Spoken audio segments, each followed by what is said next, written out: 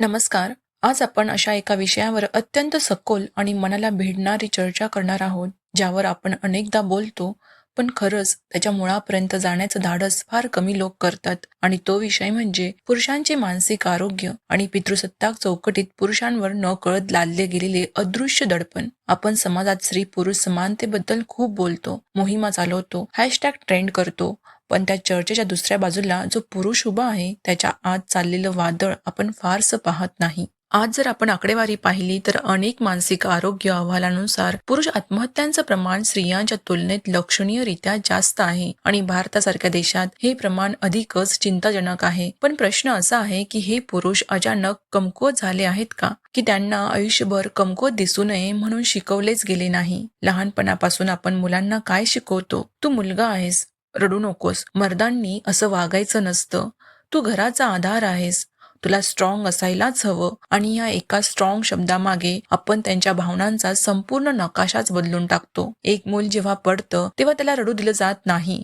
त्याऐवजी त्याला सांगितलं जातं की काय झालं एवढं, काही नाही, चल उठ, रडू नकोस. आणि त्या क्षणापासूनच त्याला शिकवलं जातं की भावना व्यक्त करणं म्हणजे कमजोरी. मग तोच मुलगा मोठा होतो, शाळेत जातो, कॉलेजमध्ये जातो आणि तिथेही त्याला कोणी विचारत नाही की तू आनंदी आहेस का, तुला भीती वाटते का, तू एकटा आहेस का. विचारलं जातं ते फक्त इतकंच की मार्क्स किती मिळाले, नोकरी कुठे करतोस, पगार किती आहे. समाज त्याला एक प्रोडक्टिव्ह युनिट म्हणून बघायला शिकतो, माणूस म्हणून नाही. जेव्हा लग्नाचा विषय येतो तेव्हा मुलीच्या बाजूने भावनिक स्थैर्य, समजूतदारपणा याबद्दल बोललं जातं. पण मुलांच्या बाबतीत पहिला प्रश्न असतो, नोकरी आहे का, घर आहे का, सेव्हिंग्स किती आहेत. जणू त्याचं अस्तित्वच त्याच्या बँक बॅलन्सवर ठरवलं जातं. आणि जेव्हा एखादा पुरुष आर्थिकदृष्ट्या मागे पडतो तेव्हा त्याला समाजात फेल, काही कामाचा नाही अशा लेबल्सने पटकन टॅग केलं जातं. पण त्याच वेळी आपण हे विसरतो की तोही एक माणूस आहे, ज्याला भीती वाटू शकते, जो तुटू शकतो, ज्याला आधाराची गरज असू शकते. आपण म्हणतो पुरुषांना प्रिव्हिलेज आहे, पण त्या प्रिव्हिलेजच्या नावाखाली त्यांच्यावर जबाबदाऱ्यांचा असा डोंगर ठेवला जातो, त्यांना स्वतःसाठी जगायलाच वेळ मिळत नाही.